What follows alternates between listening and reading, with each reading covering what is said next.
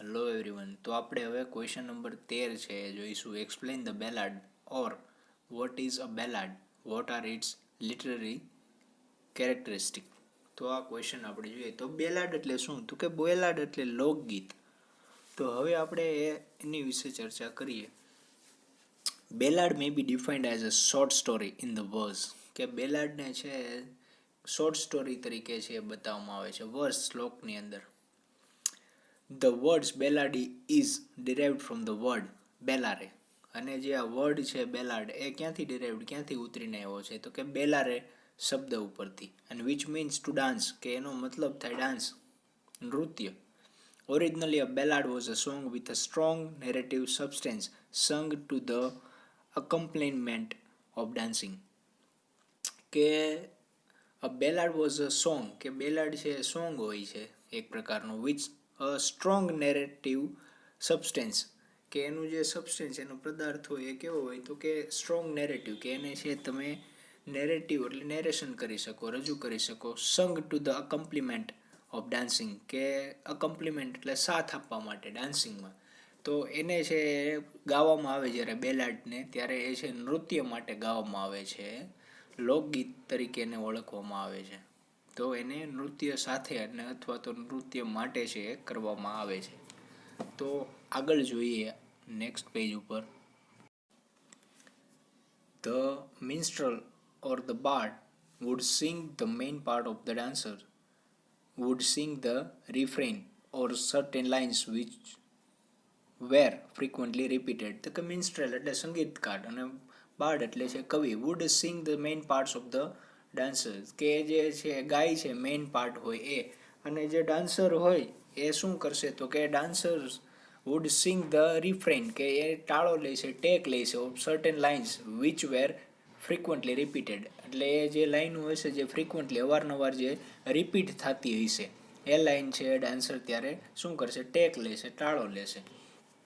અને often it was in the form of the dialogues, અને ઘણી વખત છે તમને જોવા મળશે કયા ફોર્મની અંદર, તો ડાયલોગ ફોર્મની અંદર.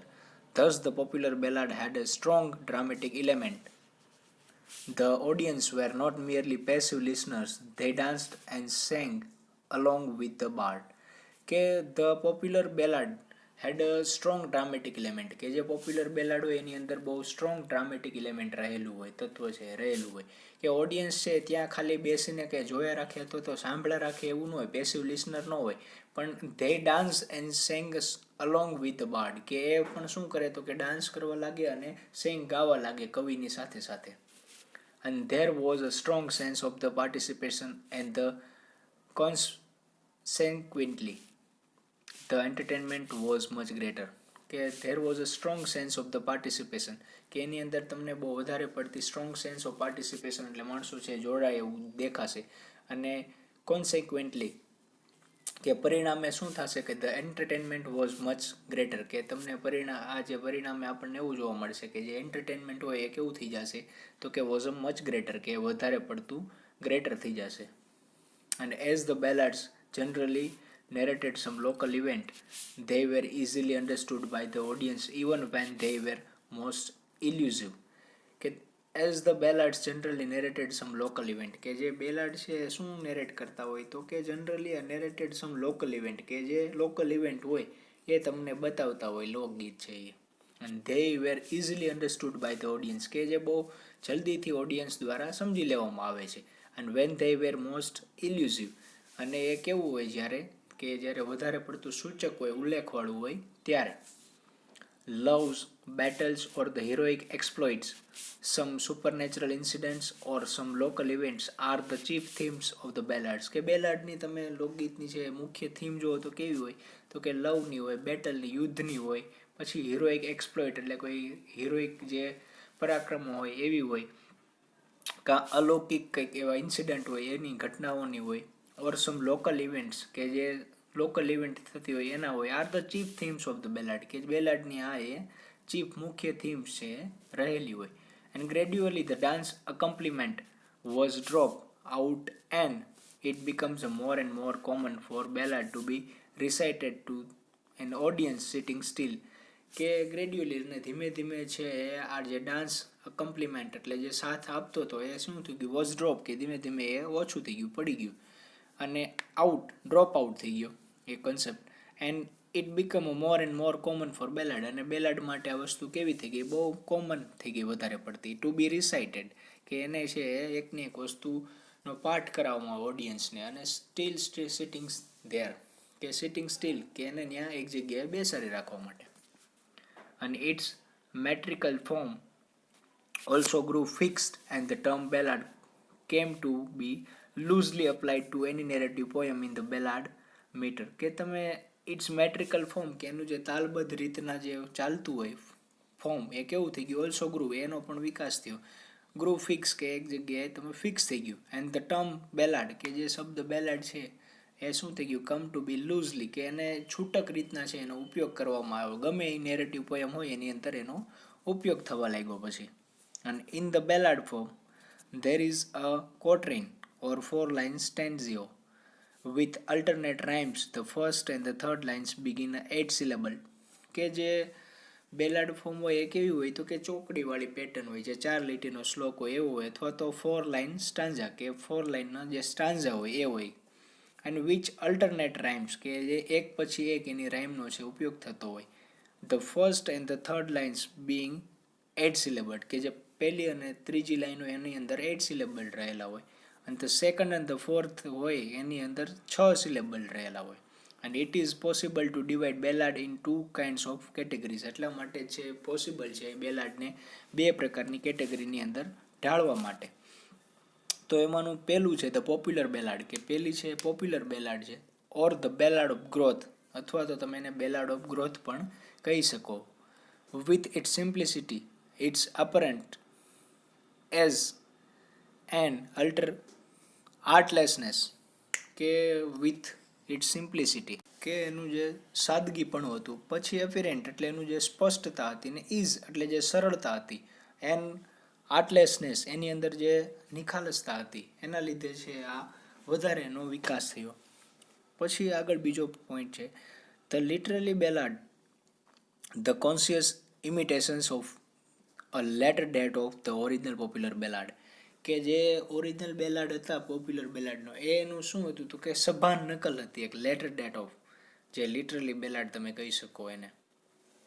And the ballad was originally oral literature, અને બેલાડ છે ખરેખર શું હતું ઓરિજિનલી તો કે એક ઓરલ લિટરેચર, એક મૌખિક પ્રકારનું જે સાહિત્ય હોય એવું થઈ ગયું હતું. અને ઇટ વોઝ અ ફોકલોર, એક લોક સાહિત્ય હતું.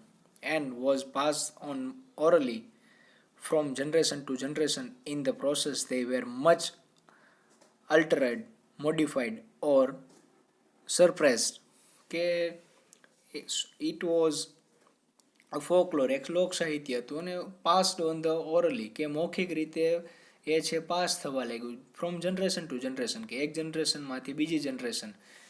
And in the process they were much altered, કે એના આ પ્રોસેસને લીધે જે છે એ ઘણી બધી બદલાઈ ગયું, એ મોડિફાઈડ થઈ ગયું, અને કેવું તો કે ઘણું બધું એ દબાઈ ગયું. તો આગળ જોઈએ હવે. And made in a new form, the following are the most essential quality of a good ballad, કે મેડ અ ન્યૂ ફોર્મ એટલા માટે એને છે એક નવા જ ફોર્મની અંદર ઢાળવામાં આવ્યું.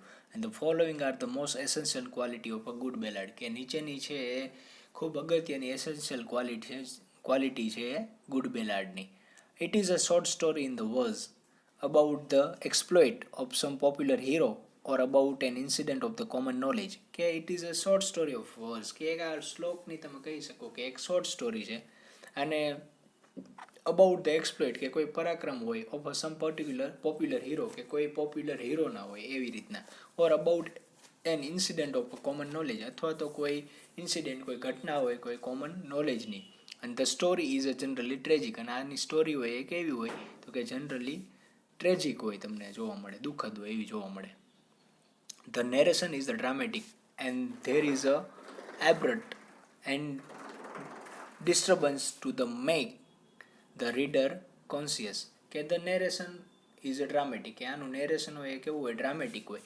અને બીજું શું હોય કે ધેર ઇઝ અ એબ્રપ્ટ, કે એની અંદર અચાનક જે disturbance to make the reader conscious, કે અચાનક જ છે એ ખલેલ પહોંચાડતા હોય એટલા માટે છે શું થાય કે રીડરને કોન્શિયસ, કે રીડરને છે સભાન રાખી શકે, કે કોઈ એ છે એનું ડ્રામેટિક ચાલતું હોય એટલે છે અચાનક એવી કોઈ ઘટના બને કે રીડર સતત છે એમાં છે ઇન્વોલ્વ રહે, રીડર છે એ પેસિવ ન થઈ જાય. અને it is a full of simplicity, અને આ કેવી હોય એકદમ સાદગી ભર્યું હોય. Narration is a full of question answer method, અને આની જે નેરેશન હોય કેવું હોય તો કે પ્રશ્ન જવાબની મેથડ આની અંદર રહેલી હોય.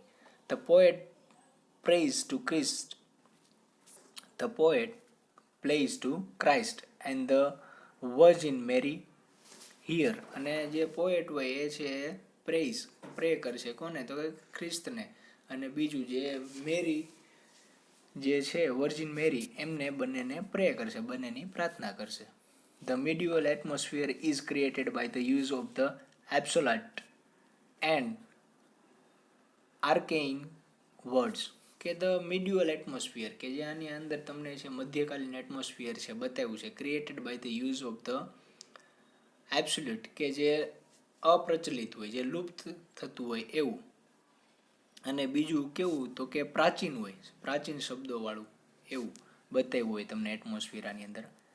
It is full of musical element, અને આની અંદર છે તમને મ્યુઝિકલ એલિમેન્ટ છે ફૂલ ઓફ રહેલા હોય, વધારે પડતા રહેલા હોય. The element of the super natural magic and the mystery is introduce, કે જે એની અંદર કેવા એલિમેન્ટ રહેલા હોય તો કે જે અલૌકિક હોય સુપર નેચરલ, પછી મેજિકવાળા જાદુવાળા હોય, મિસ્ટ્રીવાળા રહસ્યવાળા હોય, એવા આપણને ઇન્ટ્રોડ્યુસ કર્યા હોય આપણી સામે. And it is always written in the ballad stanza where there is a repetitions of a particular lines, words or the phrases, કે આની એવી રીતના લખેલા હોય આ બેલાડ, કે એના જે સ્ટાન્જા હોય એવી રીતના. કેમ તો કે there is a repetition of a particular lines, કે અમુક પર્ટિક્યુલર લાઇન્સ હોય એનું અવારનવાર તમને રિપીટેશન થતું છે જોવા મળશે, અથવા તો કોઈ શબ્દ હોય અથવા તો કોઈ પ્રેઝ હોય તો આ વસ્તુનું તમને અવારનવાર રિપીટેશન થતું જોવા મળશે. તો આ તમારું હતું બેલાડ, જે લોકગીત તરીકે ઓળખવામાં આવે છે. તો નેક્સ્ટ ક્વેશ્ચન આગળ જોઈશું હવે.